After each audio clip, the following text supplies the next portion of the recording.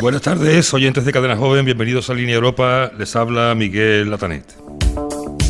Bien, comenzaremos hoy el programa hablando de empleo. La Oficina de Estadísticas de la Unión Europea, Eurostat, ha publicado datos sobre el paro que incluyen datos sobre los efectos de la crisis del coronavirus en el empleo. Incluiremos también hoy algunas notas y declaraciones de representantes de la Unión Europea sobre el tema de Hong Kong. Y lo completaremos continuando con el asunto de las noticias falsas y la desinformación, un asunto de especial trascendencia en temas relacionados con la salud, como ha quedado de manifiesto durante esta pandemia. Bien, como les decía, Eurostat ha publicado datos sobre el empleo tanto en la zona euro como en la del conjunto de los países de la Unión Europea. La reducción en la actividad económica autoimpuesta para frenar la propagación de la pandemia ha roto e invertido la tendencia a la baja en las cifras del desempleo que se venía manteniendo desde el año 2013. En mayo de 2020, el tercer mes marcado por las medidas de contención de la COVID-19 en la mayoría de los Estados miembros, la tasa de desempleo en el conjunto de la UE fue del 6,7% en mayo de 2020 frente al 6,6% en abril del 2020 y según las estimaciones de Eurostat, pues casi 14.400.000 personas se encontraban sin empleo en la Unión Europea en esa fecha. Bien, en comparación con el mes anterior, abril, el número de personas desempleadas aumentó en 253.000. Y por género, el paro fue mayor entre las mujeres, 7,2%, frente al 6,4% entre los hombres. Y, como suele ser habitual, uno de los sectores de la población más perjudicados por el desempleo fue el de los jóvenes, aproximadamente 3 millones de ellos sin trabajo. Bien, coincidiendo con la publicación de los datos por Eurostat, teniendo en cuenta que los jóvenes se han visto especialmente afectados por el paro durante la pandemia, que ha acentuado las dificultades de muchos jóvenes a la hora de encontrar un empleo o de conservar el que tenían, la Comisión Europea ha presentado un programa de apoyo al empleo juvenil basado en 4 ejes. Primero, reforzar la garantía juvenil. Segundo, modernizar y hacer más atractiva la formación profesional. Tercero, impulsar la formación de aprendices mediante la nueva Alianza Europea de Formación de Aprendices. Y cuarto, medidas adicionales a corto y medio plazo como incentivos al empleo y la creación de empresas y la creación también de redes de emprendedores y centros de formación. Van a oír ustedes ahora las declaraciones de la presidenta de la Comisión Europea, Ursula von der Leyen, y del comisario europeo de Empleo y Derechos Sociales, Nicolas Schmit. Están en versión original, en inglés. Yo les traduciré a continuación. Entiendo que el idioma no puede ser un obstáculo para que ustedes reciban las noticias. Young Europeans deserve opportunities, but they face many uncertainties or problems finding a job, and the coronavirus crisis makes it even more difficult for them. They need our support to take an active role in our economy and society. The recovery plan that we proposed, Next Generation EU, has young people at its heart. It aims not only to make Europe stronger, greener, and more digital, but we expect national governments to invest at least 22 billion euros to support youth employment. This money should finance the new measures that we are launching today. First, we reinforce the European Youth Guarantee. Every young person who signs up to the Youth Guarantee should receive a good quality offer of job, education, apprenticeship or traineeship in just 4 months.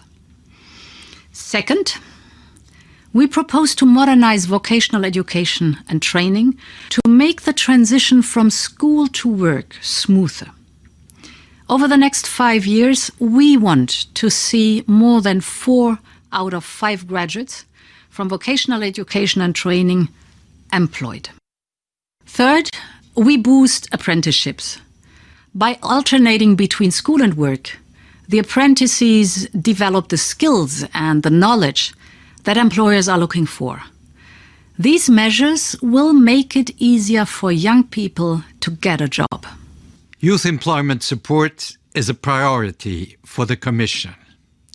To support youth employment in these times of crisis, we have to act boldly, mobilizing sufficient resources to offer every young woman and every young man a solid opportunity to develop their full potential. Now is the time to provide for the next generation. Bien, decía la presidenta de la Comisión, Ursula von der Leyen, que los jóvenes europeos merecen oportunidades, pero se enfrentan a muchas incertidumbres o problemas para encontrar un trabajo, y la crisis del coronavirus lo hace aún más difícil para ellos. Necesitan el apoyo de la Unión Europea para desempeñar un papel activo en nuestra economía y sociedad. El plan de recuperación que propuso la Comisión, Next Generation EU, tiene a los jóvenes en su corazón. Su objetivo no es solo hacer que Europa sea más fuerte, más verde y más digital, sino que la Comisión espera que los gobiernos nacionales inviertan al menos 22.000 millones de euros para apoyar el empleo juvenil. Ese dinero debería financiar las nuevas medidas que la Comisión ha puesto en marcha. Primero, se refuerza la garantía juvenil europea, o sea, todo joven que se suscriba a la garantía juvenil pues debería recibir una oferta de trabajo de buena calidad, educación, aprendizaje o prácticas en solo 4 meses. En segundo lugar, se propone modernizar la educación y la formación profesional para hacer más fluida la transición de la escuela al trabajo. Durante los próximos 5 años, la Comisión quiere ver empleados a más de 4 de cada 5 graduados en educación y formación profesional. Y en tercer lugar, se impulsa el aprendizaje. Al alternar entre la escuela y el trabajo, los aprendices desarrollan las habilidades y el conocimiento que buscan los empleadores, indica la presidenta von der Leyen. Bien, entiende que estas medidas facilitarán que los jóvenes consigan un puesto de trabajo. Por su parte, Nicolás Smith, el comisario europeo de Empleo y Derechos Sociales, indica que el apoyo al empleo juvenil es una prioridad para la Comisión Europea. Para apoyar al empleo juvenil en estos tiempos de crisis, declara, tenemos que actuar con valentía, movilizando recursos suficientes para ofrecer a cada joven, hombre o mujer, una oportunidad sólida para desarrollar todo su potencial. Y concluye su declaración la presidenta von der Leyen afirmando que ahora es el momento de proveer para la próxima generación. Cambiamos de tema, pasamos a Hong Kong. ¿Qué está ocurriendo en Hong Kong? Como saben ustedes, durante los últimos días y semanas se han producido disturbios en Hong Kong a raíz de la aprobación por el Comité Permanente de la Asamblea Popular China de la Ley de Seguridad Nacional sobre Hong Kong, que tras la devolución británica pasó a convertirse, como saben, en una región administrativa especial china. La cuestión de Hong Kong es muy importante por diversas razones, pero si se analiza desde una perspectiva europea, se observan varios elementos que son de especial interés, de entre los que cabría destacar, por ejemplo, pues la preocupación por la protección de los derechos fundamentales de los hongkoneses y la fiabilidad de China en el cumplimiento de sus compromisos internacionales. No hay que olvidar que China es una gran potencia comercial y es también socio preferente de la Unión Europea, pero como han podido ustedes oír en Línea Europa en ocasiones anteriores, la relación con China es una de las más complicadas para las instituciones de la UE. Tras la recuperación de Hong Kong, China adquirió una serie de compromisos sobre ese territorio y su población que se reflejan en la Declaración Conjunta Chino-Británica de diciembre de 1984, que entró en vigor en 1985, hace 35 años. Entre esos compromisos, el mantenimiento del sistema económico y social de Hong Kong y la investidura de la autoridad de Hong Kong con poder ejecutivo, legislativo y judicial independientes de los de Pekín, que asumía competencias en seguridad y defensa. Bien, la aprobación por Pekín de legislación, aunque sea sobre seguridad, para Hong Kong parece en conflicto con la declaración conjunta chino-británica, o sea, con los compromisos adquiridos por China. Y a continuación pues les ofrecemos cuál es la posición de la Unión Europea sobre el asunto de Hong Kong y también de pasada sobre la existencia de campos de reeducación y campañas de esterilización forzosa masiva de mujeres uigur en la región autónoma china de Xinjiang. Las voces de la presidenta de la Comisión, Ursula von der Leyen, del presidente del Consejo Europeo, Charles Michel, y las portavoces Dana Spinant y de Asuntos Exteriores, Virgin Batut-Hertigson. We'll take a couple of questions, please. Robin Emmett from Reuters. Thank you for this question. So my question is that China's national parliament has now passed the security law for Hong Kong. And can I get your reaction from both presidents, please? Thank you very much. Yeah, thank you, indeed. This law risks seriously undermining the high degree of autonomy of Hong Kong and having a detrimental effect on the independence of the judiciary and the rule of law, and we deplore this decision. Madam President? Yes, I can.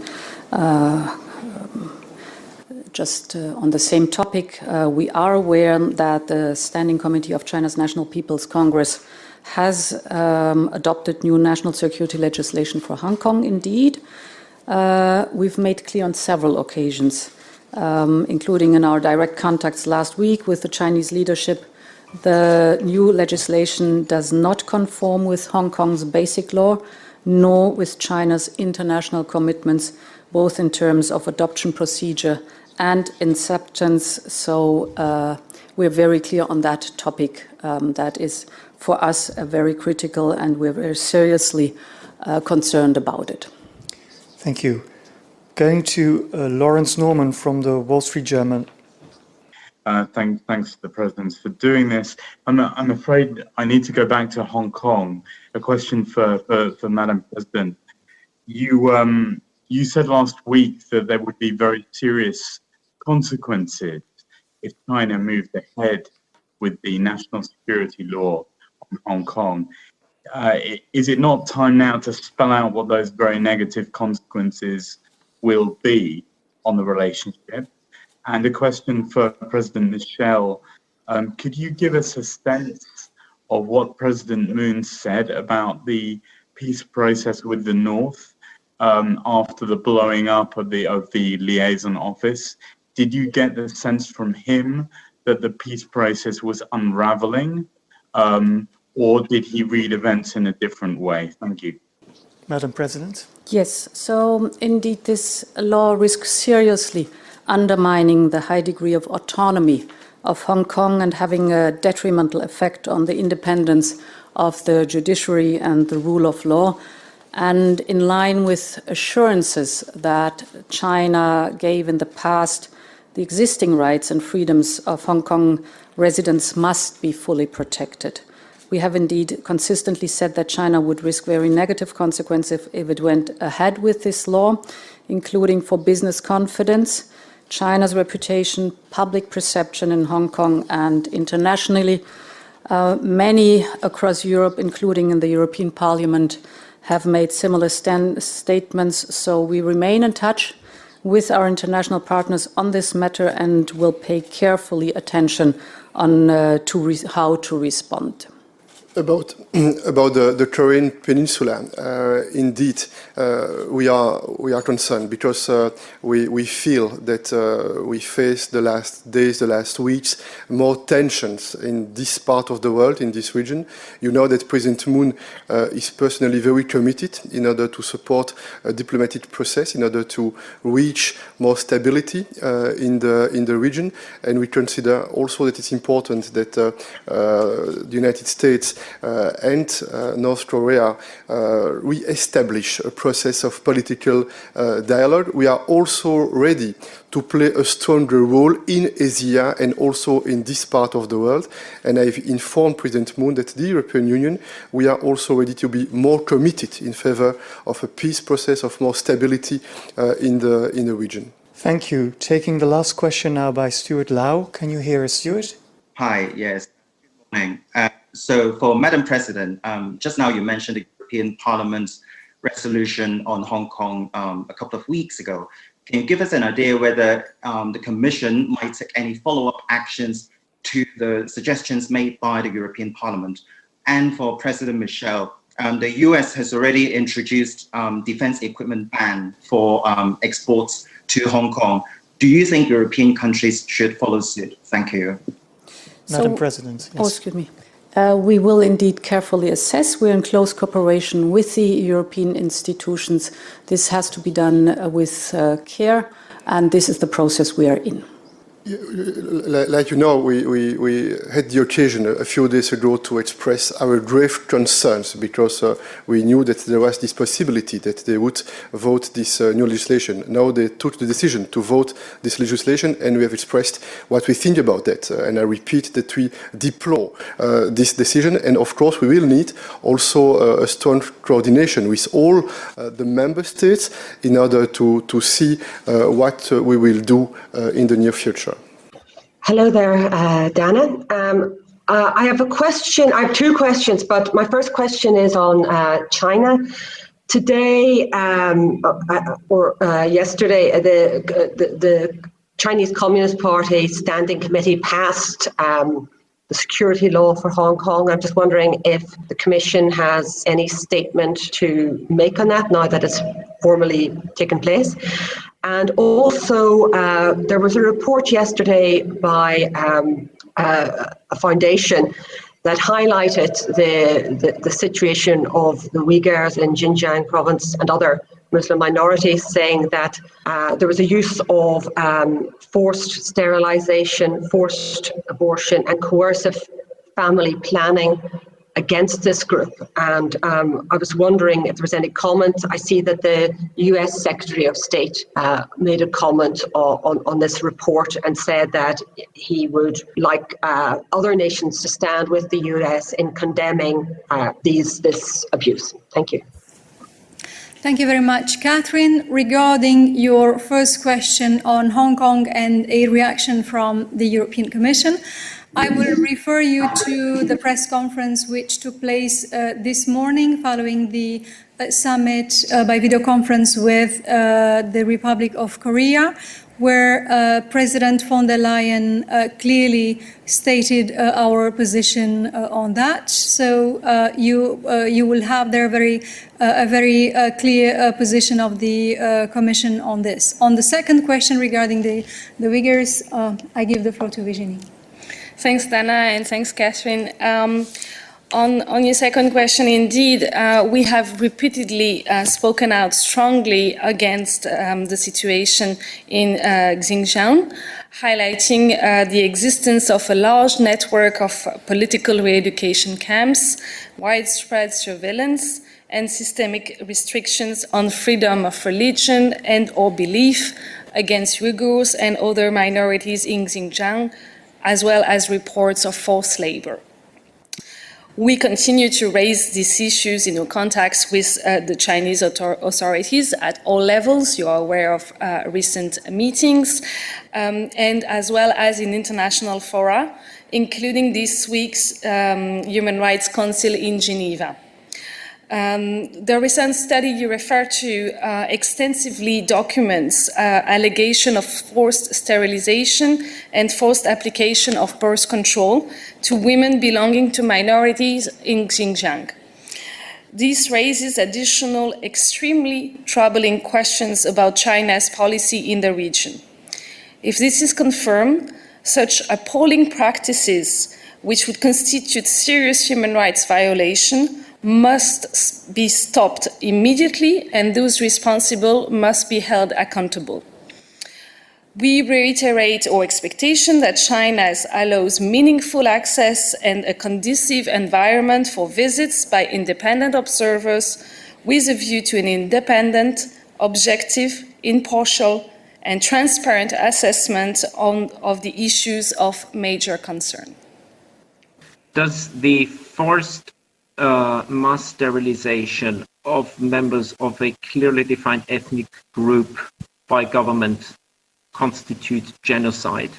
And secondly, do you think the Chinese government is taking the EU seriously when you protest human rights violations like these? Thank you. Virginie, on the first question. On the first question, these are delicate matters. There are a number of texts that you can refer to which point out that forced sterilization could be entering that category, but I would not comment on the specific case. We are talking about a report. I've said very clearly if confirmed, but there are a number of convention at international level that have a number of very precise definition, and if you'd like, I could actually look into that for you a little bit further and provide you some indication of these texts that I'm talking about in writing. On the second question, well, actually, wouldn't that be a question for the Chinese? Obviously, we believe that in all our contacts, we're having a serious exchange on a number of serious matters, which encompass a broad area of subjects ranging from the economy to climate change to digital to foreign policy issues, including such as, for instance, the Iran nuclear deal or the security of the Korean Peninsula. I could name many, and of course, that includes human rights. I believe that in serious diplomatic relations, parties tend to take themselves, each other, one another seriously, but I cannot speak for the Chinese authority, obviously. Indeed, Virginie, and the summit by video conference that we had only last week with both the Prime Minister and then the President encompasses this wide span of the relationship, which is important for both sides, and where things were very clearly expressed from the EU side, as you have heard afterwards from the President of the European Commission, von der Leyen. We spoke very frankly and very clearly. We stated our position on human rights and on Hong Kong. Bien, les resumo el conjunto de las declaraciones sobre el tema de Hong Kong y Xinjiang. Tanto la Comisión como el Consejo Europeo pues coinciden en que la ley, los compromisos de China está poniendo en entredicho la asunción de los compromisos adquiridos, o sea, el respeto a los compromisos adquiridos a través de la legislación internacional, vía fundamentalmente esa declaración conjunta con los británicos, y también está de alguna forma pues menoscabando la legislación básica de Hong Kong. Tanto el presidente Michel como la presidenta von der Leyen pues muestran su preocupación ante la situación y deploran el comportamiento, la actitud de las autoridades chinas con respecto a Hong Kong. Con respecto a la cuestión de Xinjiang, básicamente, bueno, hay también, por supuesto, muchísima preocupación por lo que está ocurriendo allí. Llegan informaciones en el sentido que les apuntaba antes sobre la existencia de campos de reeducación en esa región autónoma china, y sobre si el que las autoridades chinas estén forzando a las mujeres uigur a la esterilización, pues podría llegar a constituir incluso un caso de genocidio. Bien, como también les comentaba, bueno, pues hay una relación preferente con China a nivel comercial, pero la relación con el país comunista pues es complicada, y bueno, en cualquier caso se está haciendo seguimiento de lo que ocurre y se espera pues que China reaccione y vuelva a la normalidad.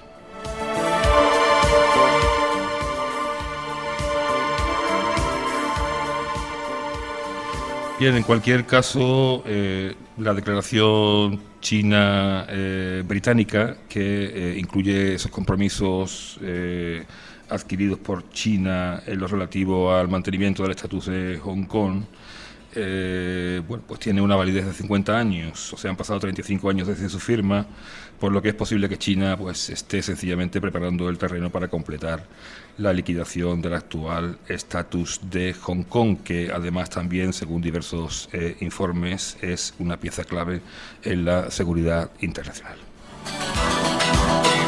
Continuamos ahora con un tema que hemos abordado ya en pasados programas, el de la desinformación, de especial gravedad cuando se producen temas relacionados con la salud. Emitimos para ustedes a continuación la primera parte del evento organizado por la Oficina del Parlamento Europeo en España, en su sede de Madrid, bajo la dirección de la jefa de la oficina, María Andrés, con la participación de Maite Pagaza Urtundúa, eurodiputada del Grupo de Liberales y Demócratas Europeos, Renew Europe, coincidiendo además con la presentación de un informe encargado por Maite Pagaza que aglutina el flujo de informaciones maliciosas durante la pandemia, mostrando cómo se explotan los momentos de vulnerabilidad de la Unión Europea.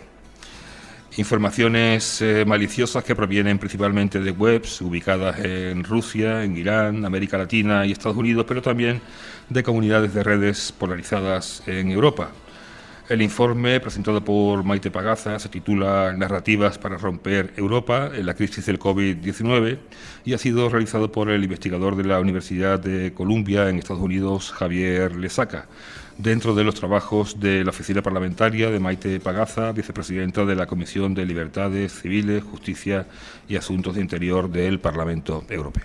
Muy buenos días a este nuevo webinar de la Oficina del Parlamento Europeo en España. Hoy tenemos la suerte enorme de contar con Maite Pagaza Urtundúa, una eurodiputada del grupo Renew Europe, del Partido Ciudadanos, y que viene a hablarnos de un tema tremendamente interesante, de mucha actualidad y que el coronavirus desgraciadamente ha vuelto a poner en el foco de mira, que es la lucha contra la desinformación en Europa. La Comisión Europea, durante esta temporada que ha durado la pandemia, ha llegado a identificar diariamente hasta 2.700 artículos con desinformación sobre el COVID.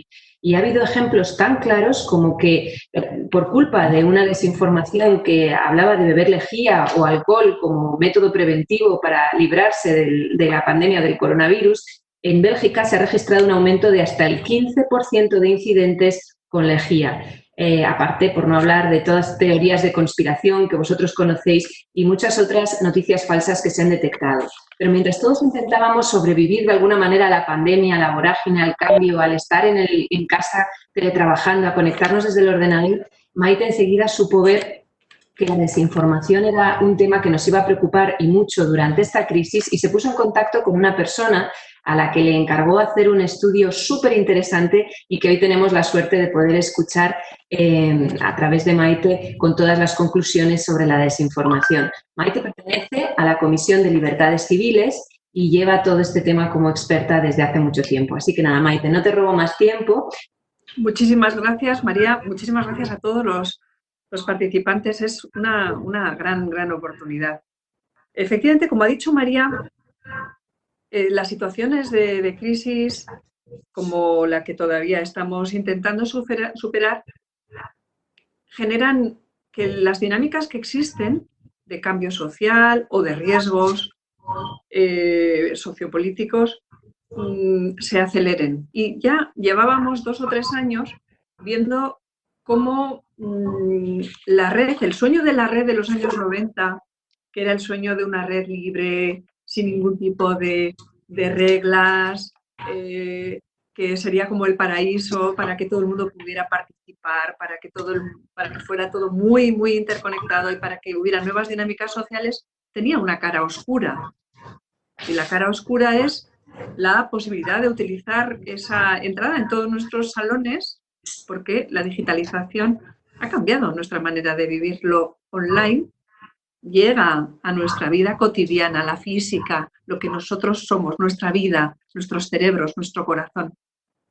Y claro, hay quien tiene intenciones de injerencia, ahora pongo el contexto del por qué, o de fraude o de crimen transnacional o del tipo que sea. O sea, tenemos la utilización de la red para lo bueno, pero también para posibilidades de nuevos crímenes.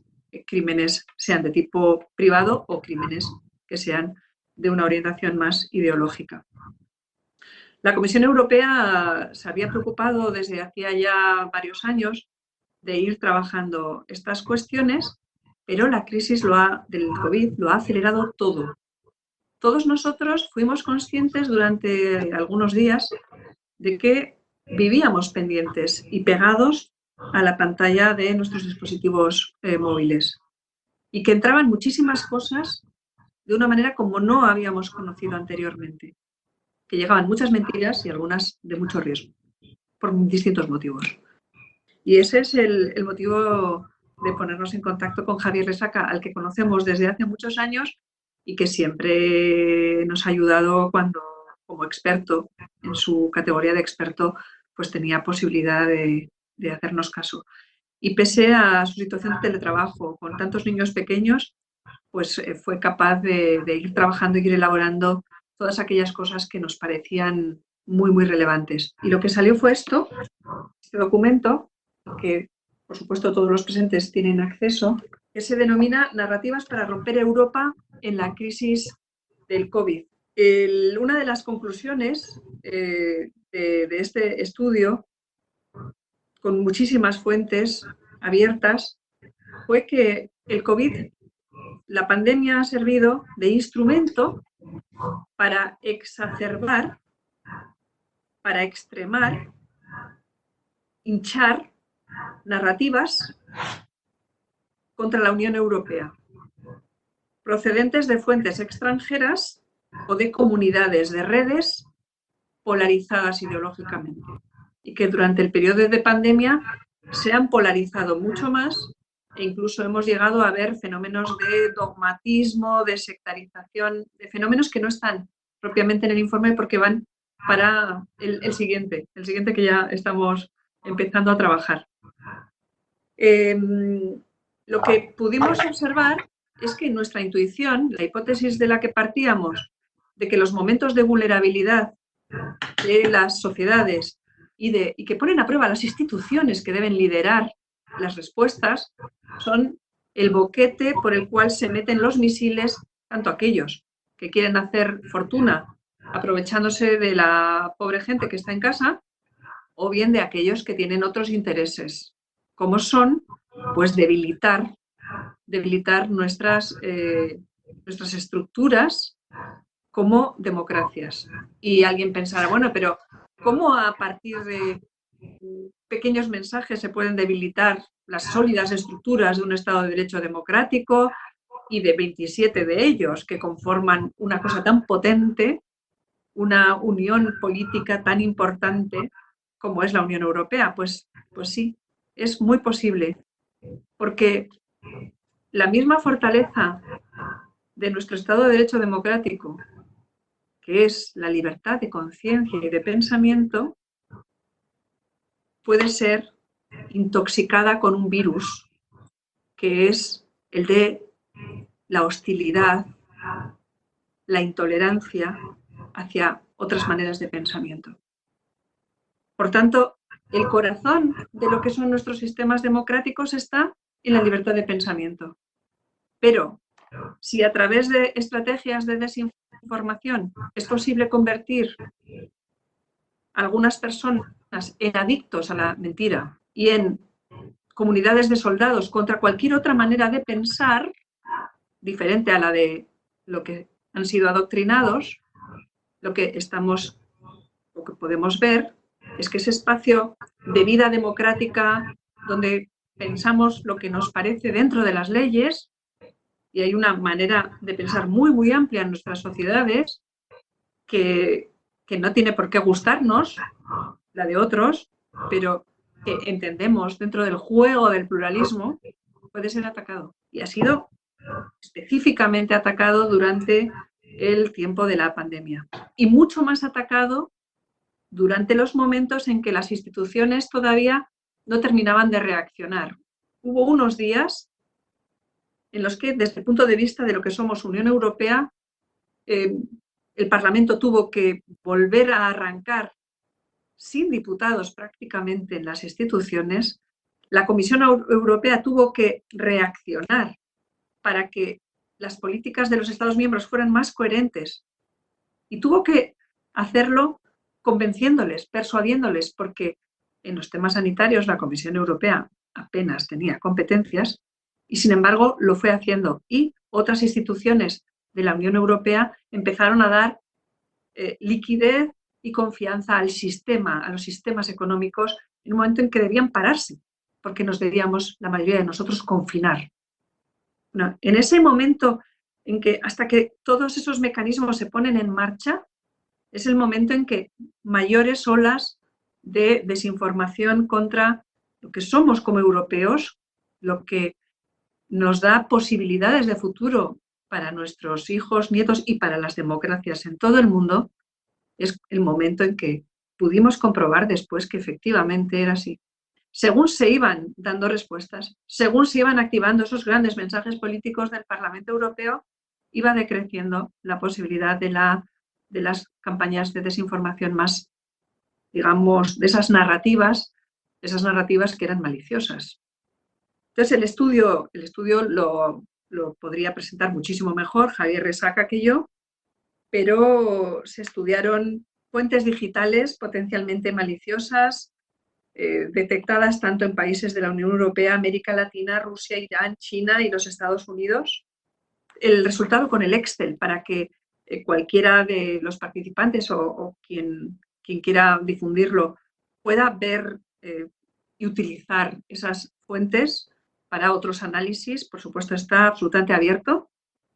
Y lo que vimos es que la mayoría de las plataformas digitales estaban ubicadas mayoritariamente fuera de la Unión Europea y tenían unas características: escasa trazabilidad y transparencia, lanzar informaciones destinadas a dañar la confianza o la imagen de las instituciones comunitarias europeas y una utilización sofisticada. En parte, a veces eran noticias falsas, mentiras, pero en otras ocasiones había recursos de comunicación sofisticados para potenciar vulnerabilidades o percepciones que debilitasen geoestratégicamente los valores o los intereses de la Unión Europea, para erosionar la percepción de ese proyecto que 27 Estados miembros y 440 millones de ciudadanos hemos puesto en marcha para tener mayores oportunidades de estabilidad, de paz, por supuesto, interna y con respecto al resto del mundo,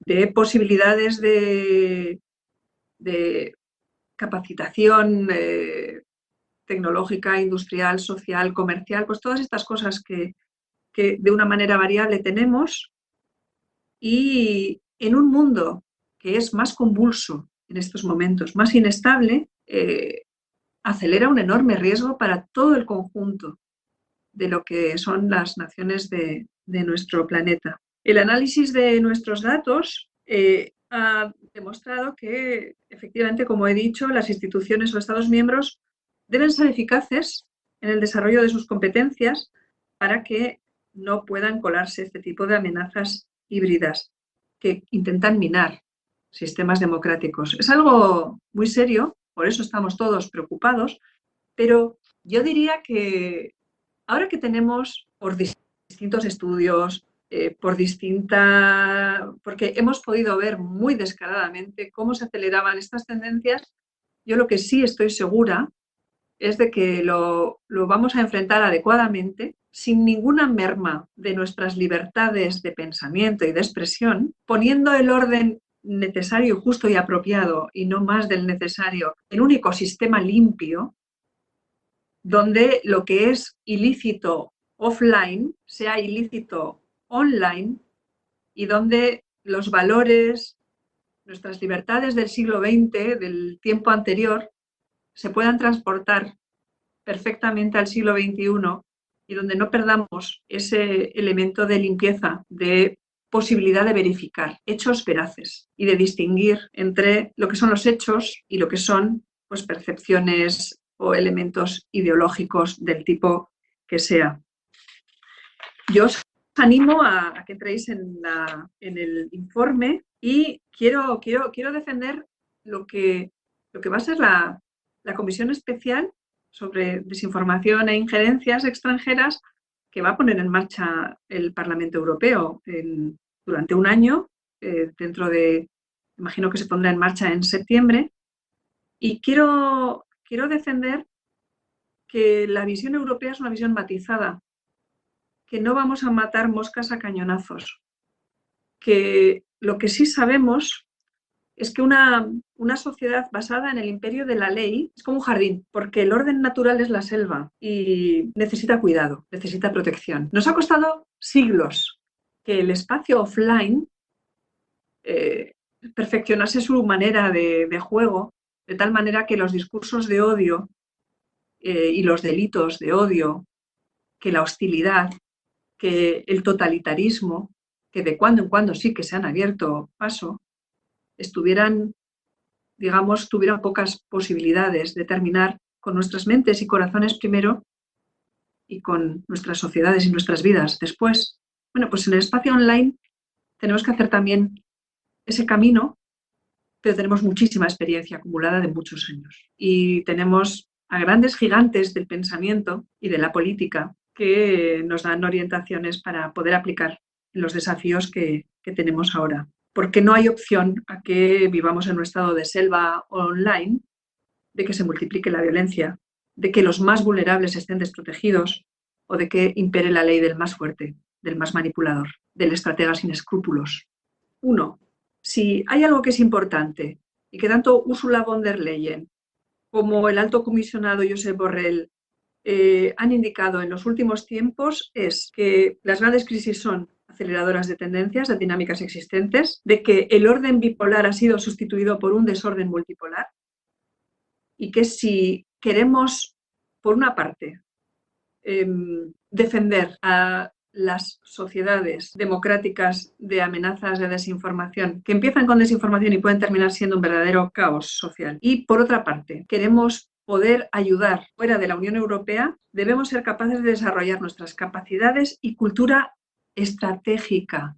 Porque cuando hablamos de desinformación tenemos que pensar en términos de estrategia, de geopolítica y de democracia. Por otra parte, para intentar volver a dónde está el elemento de mayor vulnerabilidad invisible, diría que está en la dialéctica de voluntades absolutistas. Cuando vemos las estrategias de desinformación, hemos podido ver que algunas de estas cosas que se ponían en el Internet desde posibles injerencias extranjeras maliciosas, lo que hemos visto es que eran utilizadas por voluntades absolutistas, dogmáticas, sectarias, de distinto carácter ideológico, que iban desde personas muy radicalizadas en lo que se llama la derecha alternativa americana, el mundo antisistema extremo izquierdista en América Latina, dialécticas anti-europeas más ligadas a intereses, por ejemplo, de Rusia, de Venezuela o de Irán. Un mismo contenido era utilizado por sectores que aparentemente tienen una lucha como si fuera un juego de tronos, a no dejar nada más allá de esa fuerza vista en términos medievales, de solo uno puede subsistir. Bueno, eso es lo contrario al pluralismo ideológico, eso es lo contrario al Estado de Derecho democrático. Esa dialéctica de voluntades absolutistas, donde está desde el antisistema nihilista hasta una persona muy, muy extremosa de derecha alternativa a otros intereses. Esto lo hemos visto con los mismos contenidos. Está todo, los estudios de caso más llamativos están también en el informe. Y yo indicaría que tenemos que empezar a aprender a utilizar palabras que nos ayudan a definir todo esto. Yo hablaría esto de las voluntades absolutistas, que requiere mucha explicación.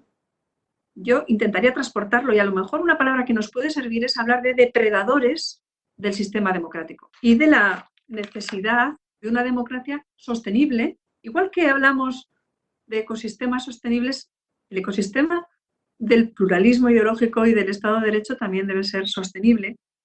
Y yo diría que es el tiempo de demócratas militantes.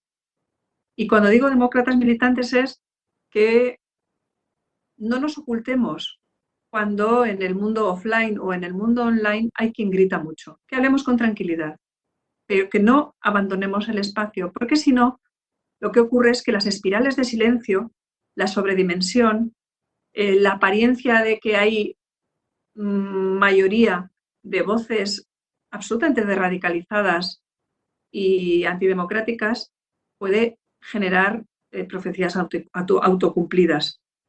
Así que hay otras cuestiones psicológicas que podríamos ver de cómo se articula ese mecanismo de adicción a la desinformación, que es muy interesante, que tiene que ver con algoritmos, en el que tenemos que trabajar además con las entidades, los grandes proveedores de soluciones en Internet.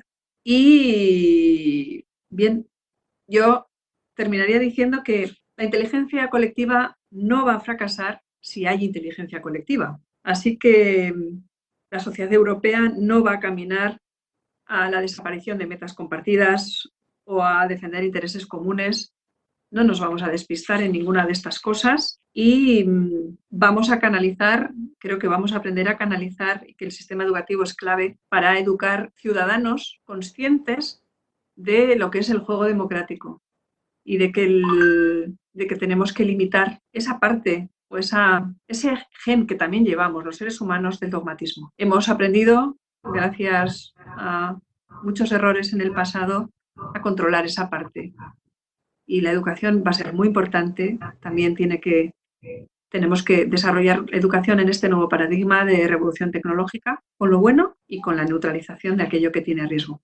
Muchas gracias, Maite. Pues si te parece, vamos a parar aquí porque empieza a haber bastantes preguntillas, tanto por el chat como a través de WhatsApp, que me están llegando a mí de algunos participantes. Yo sí quería rescatar una cita que te escuché comentar el otro día en una reunión que me encantó, que hace incidencia en lo que acabas de contar, pero que me pareció que estaba muy bien expresada. Maite, decías el otro día, Europa son valores e intereses. Europa es el símbolo del liberalismo, del Estado moderno y de la Ilustración. El corazón de ese Estado de Derecho democrático es el pluralismo ideológico. Necesitamos forjar una democracia militante. Me encantó esto de la democracia militante, que hace alusión a perderle al miedo cuando vemos mucho ruido a nuestro alrededor. Y antes de formularte las primeras preguntas, sí me parece también interesante, Maite, para que las personas que nos están siguiendo lo sepan, que el Parlamento Europeo, a pesar de estar totalmente desarticulado al principio y con los eurodiputados trabajando desde casa, sí conseguimos tener aquel pleno estupendo telemático, a pesar de todas las dificultades, en el que el 17 de abril, en plena pandemia, hubo una resolución del Parlamento Europeo de cómo luchar contra el COVID. Y precisamente, si aquel era un pleno en el que estábamos luchando en caliente y en el que de verdad lo que nos preocupaba era cómo solucionar los temas más urgentes de la pandemia, una de las partes a las que se dedicaba esta resolución era hablar de cómo luchar contra la desinformación como una de las tareas más urgentes. La creación a la que has hecho alusión de esa nueva comisión del Parlamento Europeo sobre la interferencia extranjera en los procesos democráticos de la Unión Europea, incluida la desinformación, es una comisión que a mí me llena de esperanza, porque me parece que muchas veces en este Parlamento Europeo, en el que vamos tan deprisa legislando en el día a día y son tantísimos los temas, pararnos a reflexionar, crear una comisión que va a tener un año de duración, si yo no me equivoco, ¿verdad, Maite? Ya tenemos todavía que ver, queda por delante decidir cuáles son los eurodiputados que la van a conformar, creo que van a ser 33, y exactamente la agenda de reuniones que van a tener, pero que sí que me gustaría anticiparos que va a ser una comisión muy importante donde se va a poder de verdad examinar con todo tipo de expertos los efectos que esta desinformación está teniendo en Europa y cómo combatirlos, y me parece que es un tema súper importante. Hablabas de las narrativas en común y me llegaba una pregunta que están teniendo la desinformación o las noticias falsas en Internet. Me llegaba una pregunta por WhatsApp que me ha parecido muy relevante, que es que qué elementos tienen en común todas esas narrativas, ¿no? Javier Lesaca, yo le he escuchado y tengo un poco de ventaja porque como he leído algunas de las cosas y he escuchado hablar, hablaba de esa componente anticientífica, de cómo romper la confianza en las instituciones, pero también hablaba de los medios, del racismo, en fin, él hablaba de toda una serie de mensajes o narrativas en común. No sé si tú podrías elaborar un poquito, porque creo que eso será interesante también para las personas que nos están oyendo. Y voy a aglutinar una segunda pregunta, que esta sí nos llega a través del chat, de Elena Vicente, la Asociación contra la Corrupción y por la Regeneración Social, que se pregunta: ¿la transparencia y la información puntual no resultan el mejor escudo para evitar esos ataques contra las instituciones democráticas? Bien, pues vamos a ver.